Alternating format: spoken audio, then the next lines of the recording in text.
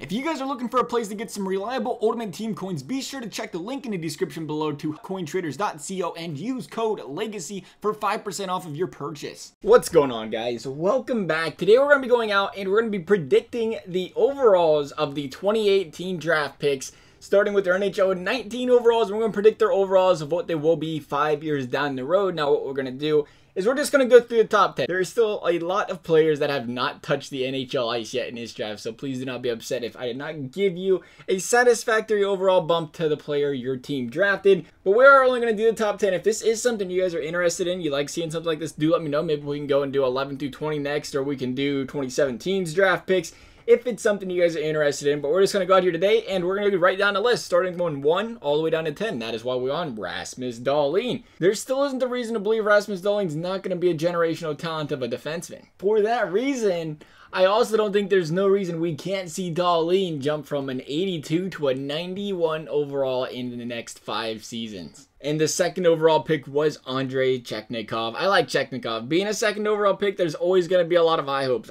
I think he can be that 30 for 30 type guy for quite some time. For that, I'm going to say we see him get up to an 87 overall. The third overall pick, currently an 80 overall in NHL 19 by the Montreal Canadiens, was Jesperi Kotkaniemi. I still have a problem saying that name. Kotkaniemi.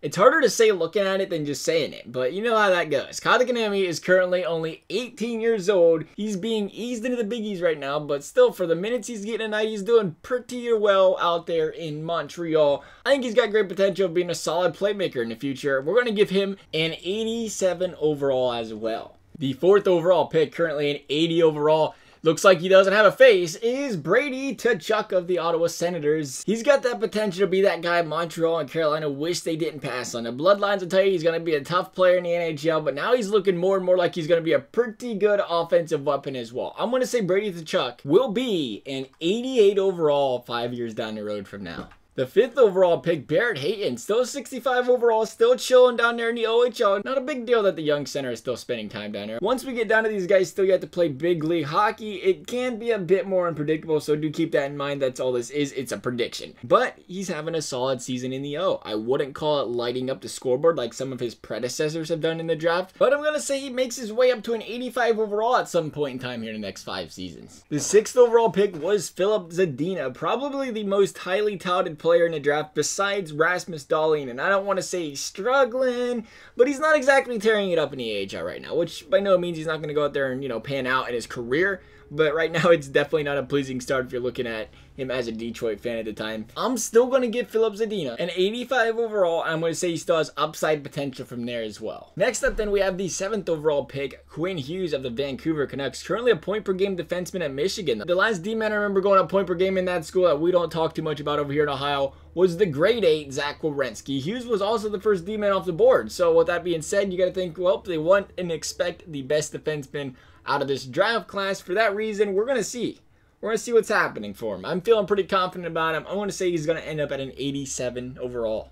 Next up, we got a London Knight in Adam Boqvist, the Chicago selectee at the number 8 position. You really never know what to expect with defensemen. Most need a few years to develop, and even then, they'll need a few years in the NHL to hit their best. And Boqvist, he's known for his offensive skill more than his defensive skill. Sometimes those offensive defensemen take a little bit more to get to them higher overalls. For that being said, I could see him say maybe an 86 overall sometime in the next 5 seasons. Then the New York Rangers selection was Vitaly Kravtsov, another guy who is in the KHL, which I'm assuming is not in this game. I don't know where I stand with Kravtsov. The numbers aren't pretty, but then again, the KHL is far from a screw-around league. But still, at this time, I'm going to give him the lowest rating of the top 10 at an 84 overall. For what it's worth, he's leading his team in points right now, but then again, the KHL is pretty much SKA and then everybody else. So Kravtsov could prove me wrong. We'll see what happens here. Then last but not least is another London Knights player, and that is Evan Bouchard, defenseman, Edmonton, currently on London. Bouchard's an all-around player. You gotta love that out of a defenseman prospect coming up, and you know what? It's yielded him a few games in the NHL already. That's how well he's been proving himself. Granted, it's only been 7 games.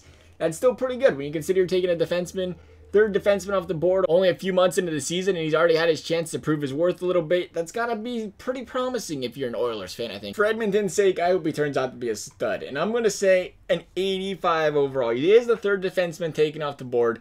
Doesn't mean he's going to be the third best defenseman in the draft, though. He could prove us all wrong here and be pretty well. I could say a higher upside, possibly a lower upside. We're going to throw him right now at 85 overall-ish range. You guys have to let me know where you're putting these players. Some people might see them a lot higher. Some people might see them a lot lower. I definitely don't want to go out there and trash people's draft picks, especially when we're months into the season from the draft. There's a lot that can change from then and now. Maybe it'd be a little bit more interesting to do something from the 2017 draft to the 2016 draft, because we all know that EA does give guys generally lower overalls in their first year in the NHL anyway. But you guys have to let me know what you're thinking. As always, I hope you enjoyed the video. Thanks for watching. We'll see you next time.